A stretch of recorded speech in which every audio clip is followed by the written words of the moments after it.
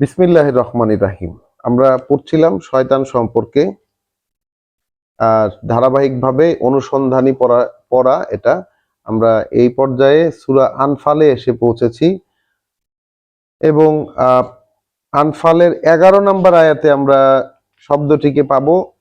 শুরু থেকেই আমরা পড়ে যাই প্রেক্ষিতটা বোঝার জন্য। বিসমিল্লাহির রহমানির রাহিম।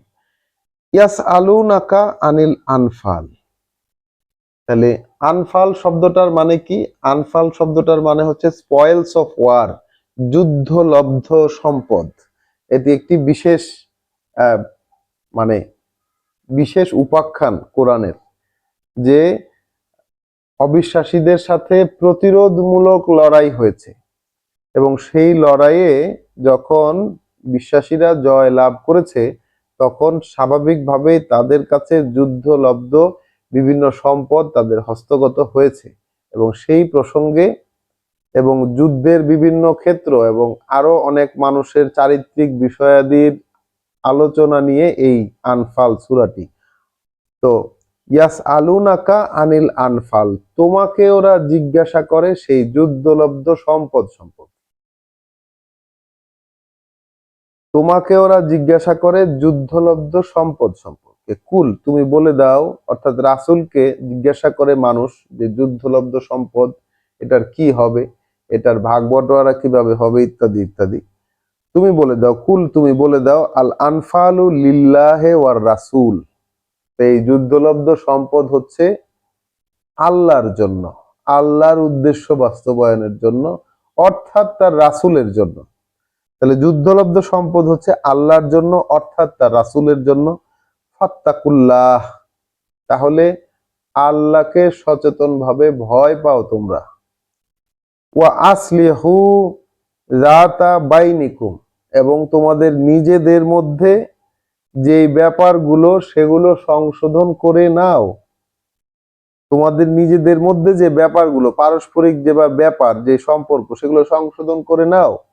ওয়া আতিউল্লাহ ওয়া রাসূলাহু, এবং এক্ষেত্রে অনুসরণ এক্ষেত্রে মেনে নাও আল্লাহকে অর্থাৎ তার রাসূলকে, তার বার্তাবাহককে।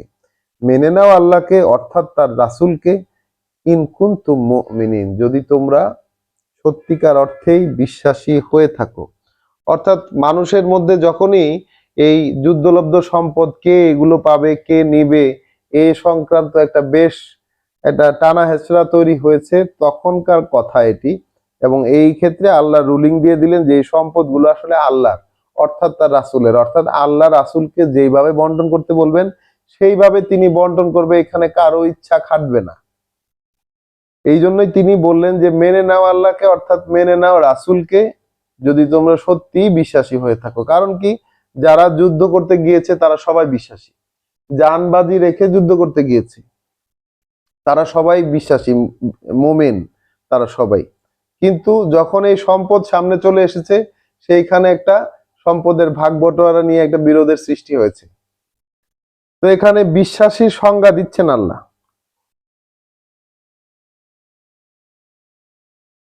ইন্নামাল মুমিনুন, নিশ্চিত এটা যে বিশ্বাসী হচ্ছে তারা, আল্লাযীনা, যারা ইযা যুকিরা আল্লাহু, যখনই স্মরিত হন, যখনই স্মরণ করা হয়, যখনই উচ্চারিত হন আল্লাহ, যখনই আলোচিত হন আল্লাহ। তাহলে বিশ্বাসী হচ্ছে তারা যখনই আলোচিত হন আল্লাহ। ওয়াজিলাত কুলুবুহুম, কেঁপে ওঠে তাদের অন্তর। তাহলে বিশ্বাসী হচ্ছে তারা যাদের সামনে যখনই আল্লাহর আলোচনা হয় কেঁপে ওঠে তাদের অন্তর।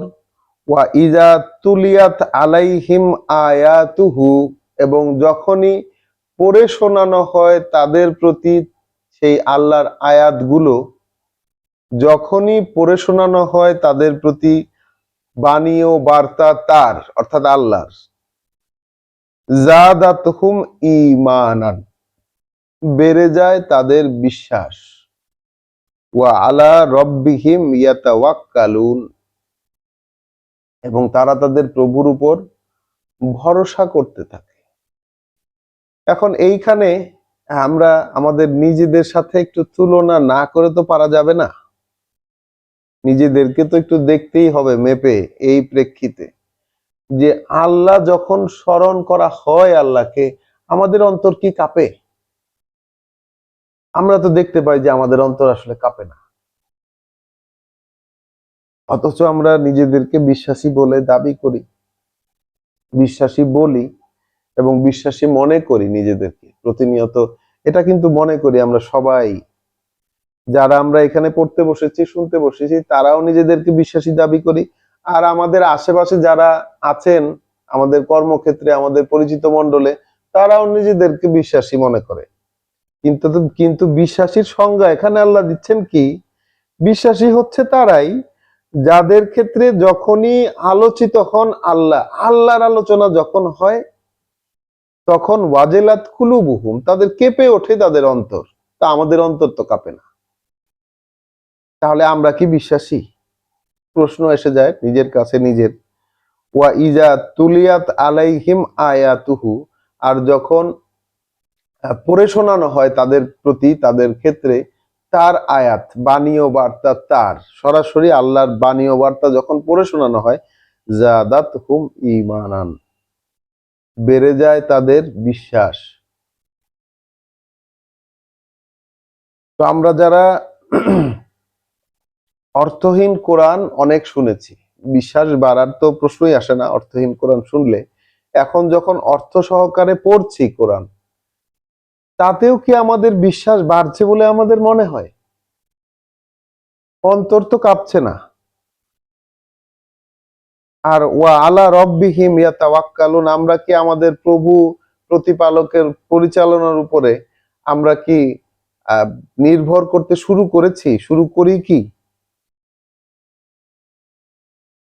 আল্লাযীনা ইউকিমুনাস সালাত, যারা প্রতিষ্ঠা করে সংযোগ সাধন তার বহির সাথে, তার আয়াতের সাথে, যারা সংযোগ সাধন চর্চা করে সেই আয়াতের সাথে, ওহির সাথে সংযুক্ত হওয়ার চর্চা যারা প্রতিষ্ঠা করে, ওয়ামিম্মা রাযাকনাহুম ইউনফিকুন, এবং যা কিছুই তাদেরকে রিজিক হিসাবে দেওয়া হয়, আমরা তাদেরকে যা রিজিক হিসাবে দেই, তা থেকে তারা খরচ করে।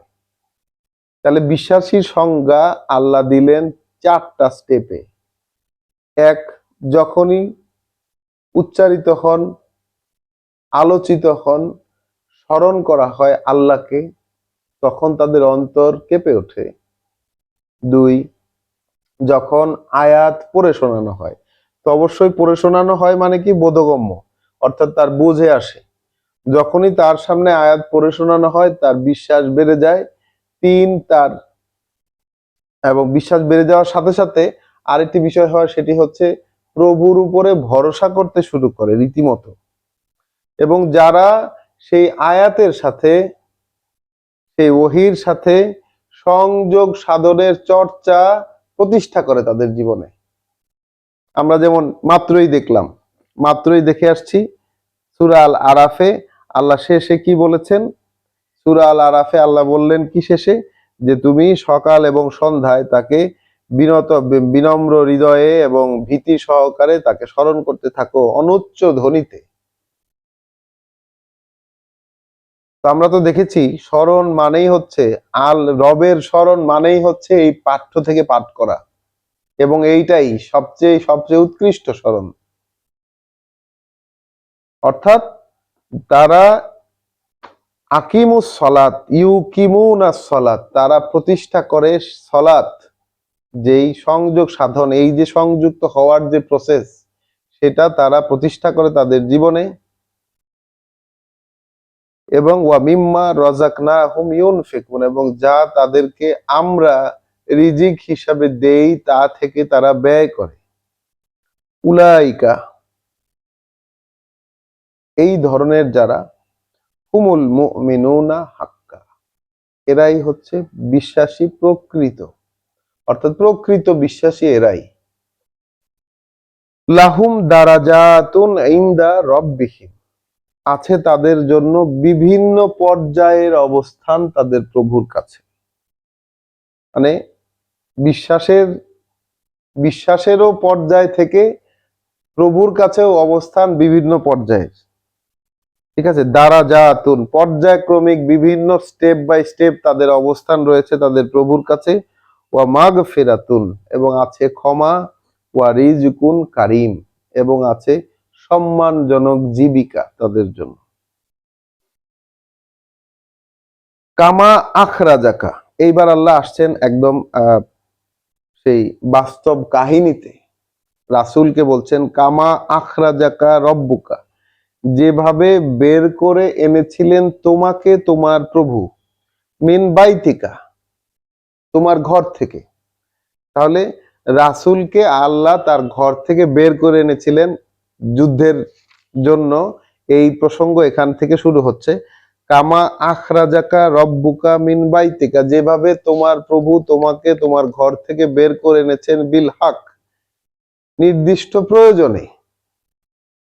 ওয়া ইন্না ফারিকাম মিনাল মুমিনিনা লাকারিহুন, অথচ বিশ্বাসীদের মধ্যে একটি অংশের বিষয়টা মোটেই পছন্দ হচ্ছিল না, তাদের অসহ্য লাগতেছিল, বিষয়টা দুঃসহ লাগতেছিল তাদের কাছে।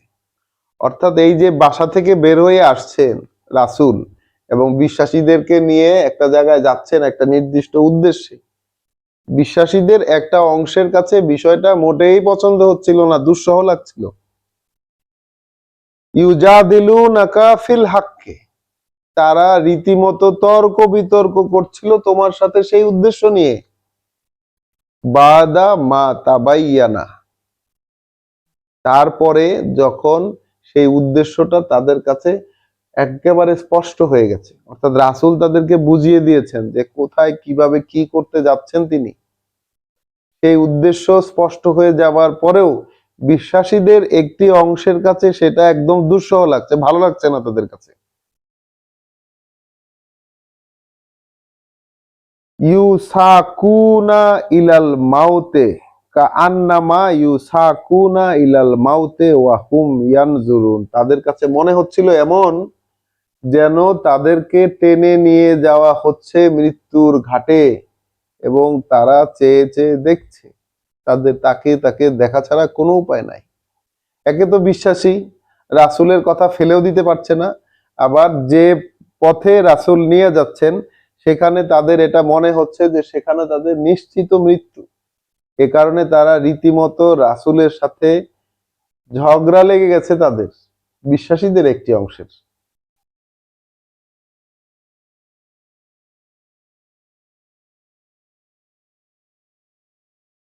ওয়া ইজা ইয়াইদুকুমুল্লাহ, আর যখন আল্লাহ ওয়াদা করেছিলেন তোমাদের সাথে,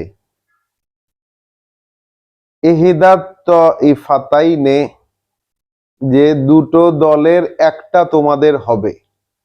অর্থাৎ যুদ্ধ পরিস্থিতিটা ছিল এরকম যে একটি পাহাড়ি এলাকা, আমি একটু ইতিহাস থেকে এখানে বলছি। একটি পাহাড়ি এলাকার মানে উপত্যকায় রাসূল এবং তার সঙ্গী বিশ্বাসীরা অবস্থান করছিলেন। নিচ দিয়ে যাচ্ছিল একটি ব্যবসায়ী কাফেলা এবং সম্মুখ দিকে আসতেছিল হচ্ছে অস্ত্রধারী, মক্কা থেকে একেবারে অস্ত্রধারী, তাদের সাথে যুদ্ধ করার জন্য, তাদের সাথে লড়াই করার জন্য বিশাল সৈন্যবাহিনী আসছে। তো বিশ্বাসীরা চাচ্ছে যে সেই ব্যবসায়ী কাফেলার ওপর আক্রমণ করবে এবং তাদের কাছ থেকে সব জিনিসপত্র ছিনিয়ে নিয়ে তারা একটা পজিশনে তারপরে গিয়ে যুদ্ধ করবে। হ্যাঁ, তো আল্লাহ বলছেন কি, ওয়াইজ ইয়াইদুকুমুল্লাহু, যখন আল্লাহ ওয়াদা করেছিলেন তোমাদের সাথে, ইহদাত তাইফাতাইনে, যে দুটো দলের একটা তোমাদের হবে, আন্নাহা লাকুম, হবে সেটা তোমাদের, ওয়া তাওয়াদ্দুনা আন্না গায়রা জাতিস শাওকাতে, এবং তোমরা চেয়েছিলে যারা যেই দলটা দুর্বল সেটা তোমাদের হোক। তাকুনু লাকুম, হোক হোক হোক তোমাদের। গায়রা জাতির শাওকাতে, যাদের কোনো অস্ত্র নাই, যাদের কোনো প্রস্তুতি নাই, দুর্বল, সেই দলটা তাকুনু লাকুম তোমাদের হোক। ওয়ায়ুরিদু আল্লাহ, অথচ চেয়েছিলেন আল্লাহ, আইয়ু হিক্কাল হাক্কা বেকালিমাতিহি, যে সত্য করে দেখাবেন তিনি সত্যকে তার কথা দিয়ে।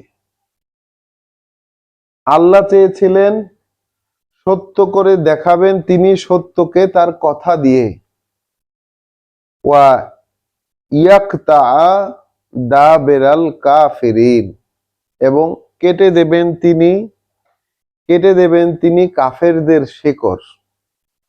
অর্থাৎ যারা অবিশ্বাসী ছিল, যারা অস্ত্রশস্ত্র নিয়ে যুদ্ধ করতে আসছে, তাদেরকে আল্লাহ পর্যুদস্ত করে দেবেন, এই কথাটা আল্লাহর ভিতরে ছিল। আল্লাহ এই বিষয়টাকেই সত্য করে দেখাতে চাইছিলেন, আর বিশ্বাসীরা চাইছিল যে ওই দুর্বল দলটাকে তারা আক্রমণ করবে। তো ওয়াক্তা দা বিরাল কাফিরিন, এবং কাফেরদের শেকড় তিনি কেটে দেবেন।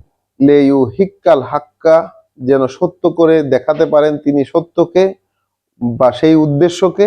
ওয়াইউ বুতিলাল বাতিলা, এবং মিথ্যা করে দেখাতে পারেন মিথ্যাকে।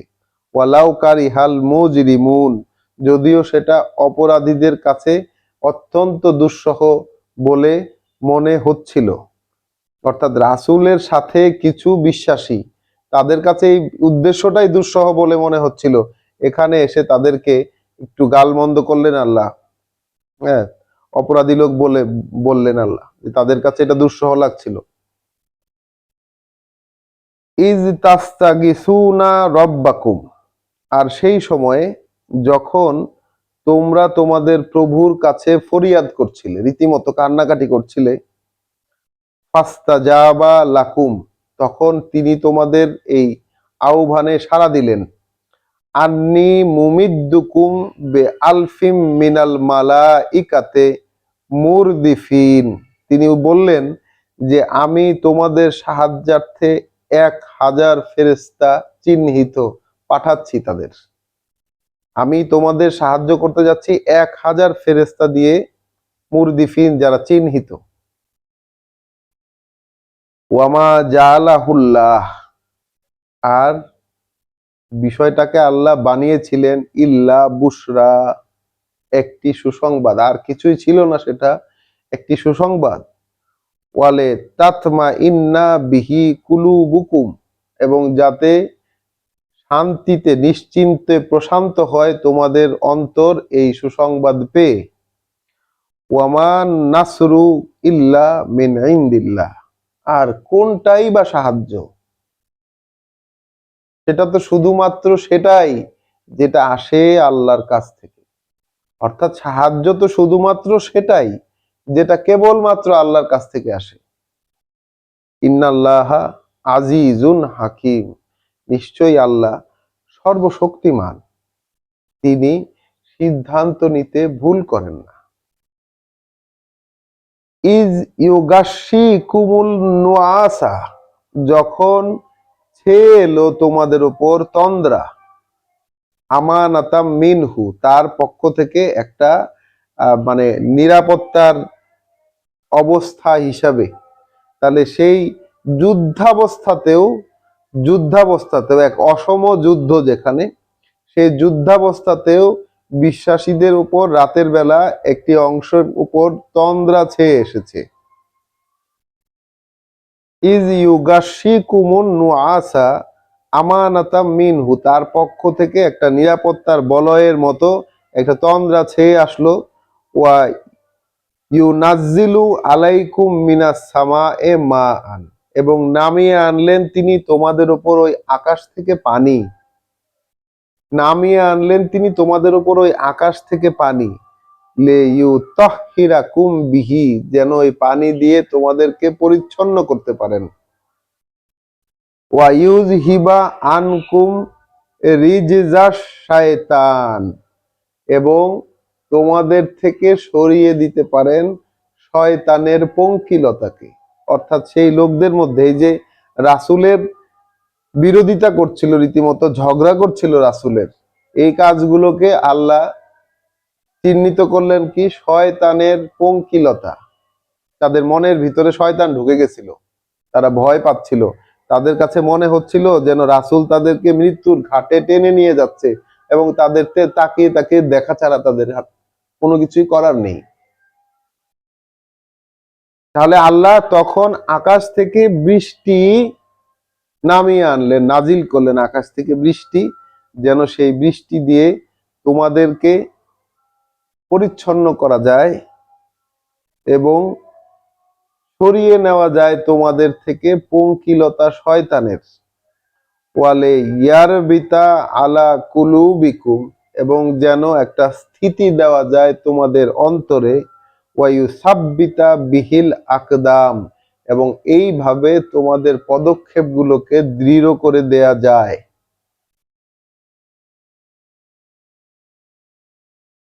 ইজ ইউহি রব্বুকা, যখন ওহি করেছিলেন তোমার প্রভু, ইলাল মালাইকাতে, ফেরেশতাদেরকে।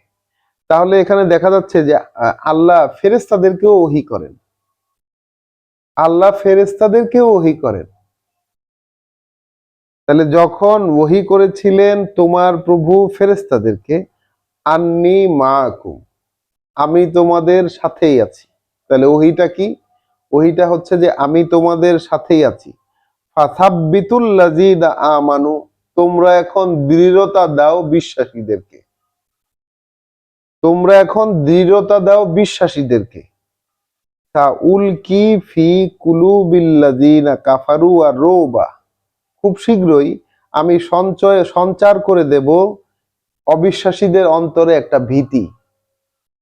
তাহলে অবিশ্বাসীদের অন্তরে একটা ভয়ের সঞ্চার করে দেব। আল্লাহ বলছেন খুব শীঘ্রই আমি অবিশ্বাসীদের অন্তরে একটা ভয়ের সঞ্চার করে দেব। ফাদরিবু ফাউকাল আনাকে, তখন আঘাত করবে তোমরা সেই গর্দানে গর্দানে, অর্থাৎ গলায় গলায় আঘাত করবে। ওয়াদরিবু মিনহুম কুল্লা বানাত, এবং আঘাত করবে তাদের প্রত্যেকটা জোড়ায় জোড়ায়। তাহলে এই যে অদৃশ্যের একটা বিষয়, যে বিষয়টা এখানে আল্লাহ বললেন যে ফেরেশতা নামাচ্ছি 1000 তোমাদের সাহায্য করার জন্য, এই বিষয়টা কি দৃশ্যমান মানুষের কাছে? আল্লাহ ফেরেশতাদেরকে ওহী করলেন, বললেন যে বিশ্বাসীদেরকে তোমরা দৃঢ়তা দাও, এই বিষয়টা কি দৃশ্যমান মানুষের কাছে? দৃশ্যমান হোক আর অদৃশ্যমান, বিষয়গুলো তো অদৃশ্যের পরিচালনা। আমরা আমরা আমাদের এই পৃথিবীর জীবনে সবকিছুই আমরা দেখতে পাই যে আমরা করি আমরা করি আমরা, অথচ শুরুতেই সূরা বাকারাতে বলেছেন যে অদৃশ্যে বিশ্বাস। সেই অদৃশ্যে বিশ্বাসটা যে আসলে কি, এটা আমরা কখনো চিন্তাই করে দেখি না। অর্থাৎ অদৃশ্যে বিশ্বাস বলতে এই অদৃশ্য পরিচালনায় যে বিশ্বাস, আস্থা রাখা, অদৃশ্য পরিচালনায় আস্থা রাখা। তো এখানে তো দেখা যাচ্ছে যে বিশ্বাসীরা রাসূলের সাথে ঝগড়া করতেছেন এই কারণে যে তাদের সামনে নিশ্চিত মৃত্যু, তারা দেখতে পাচ্ছে, তাদের কিচ্ছুই করার নাই, তাদের সামনে নিশ্চিত মৃত্যু, তাদের কিছুই করার নাই। এবং সেইখানে আল্লাহ ওয়াদা করলেন তাদেরকে এবং বললেন যে আমার কথা দিয়ে আমি সত্যকে সত্য করে দেখাবো, যে উদ্দেশ্যে বের করছি রাসূলকে, সেই উদ্দেশ্যটাকে যে একটা বাস্তব করে দেখাবো। অপরাধীদের কাছে যতই কঠিন মনে হোক, যতই কষ্টকর মনে হোক, সেটাই ঘটিয়ে দেখাবো। এবং সেইখানে আল্লাহ 1000 চিহ্নিত ফেরেশতা তিনি অবতরণ করেছেন, আকাশ থেকে বৃষ্টি নামিয়েছেন, এবং তাতে তাদের উপর তন্দ্রা ছেয়ে এসে একটা প্রশান্তি ছেয়ে গেছে তাদের উপর। তাদের এই সুসংবাদ পেয়ে তারা খুশি হয়েছে, একটা প্রশান্তি ছেয়ে গেছে, তাদের মানে অন্তরটা দৃঢ় হয়েছে এবং তাদের পদক্ষেপগুলো দৃঢ় হয়েছে, অন্তরটা সাহস বৃদ্ধি হয়েছে তাদের। এবং ফিল্ডে এসে কি করলেন আল্লাহ? ফেরেশতাদেরকে ওহী করলেন যে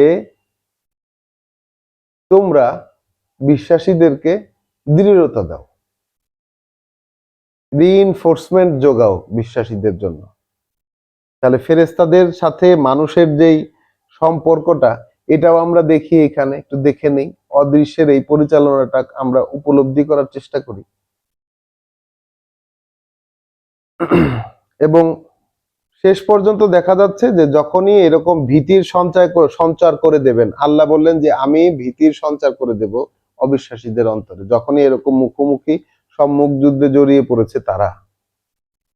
তো বলছেন যে যালিকা বিআন্নাহুম শাকুল্লাহ ওয়া রাসূলাহ, এটা এই কারণে হচ্ছে, এই অবস্থাটা এই কারণে হয়েছে যে তারা বিরোধিতা করেছে আল্লাহর সাথে।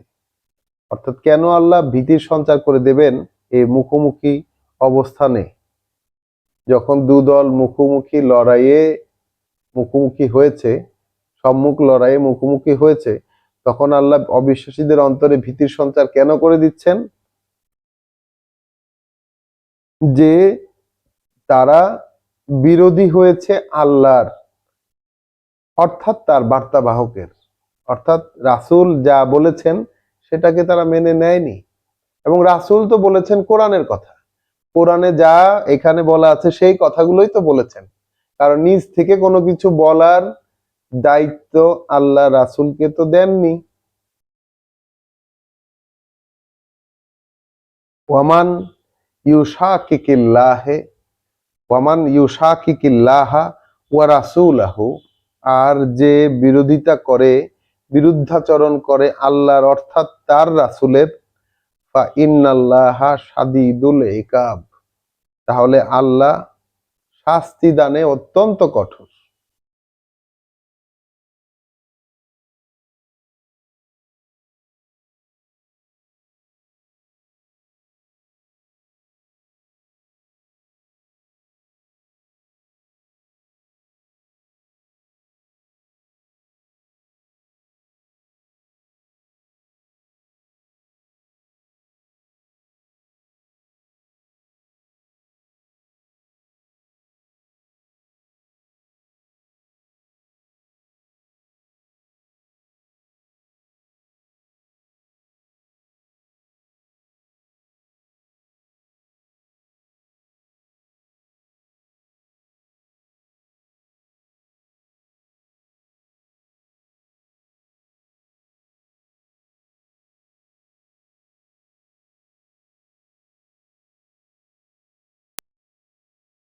আমরা কি বিষয়টাকে উপলব্ধি করার চেষ্টা করব না?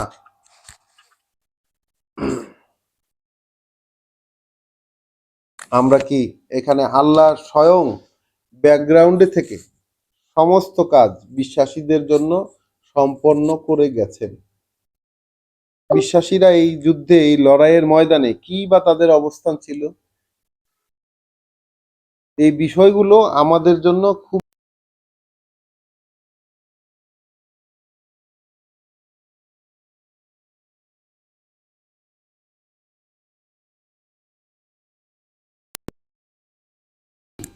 আমার অভিভাবক হচ্ছেন আল্লাহ। তাহলে আল্লাহ যদি অভিভাবক হন, তখন তিনি শয়তান থেকে, শয়তানের এই ঝামেলা থেকে, শয়তানের এই পঙ্কিলতা থেকে সরাইয়া দেওয়ার জন্য, পরিষ্কার করার জন্য ব্যাকগ্রাউন্ড থেকেই তিনি সব কাজ করতে পারেন, যদি আল্লাহকে আমরা একমাত্র অভিভাবক হিসাবে গ্রহণ করি।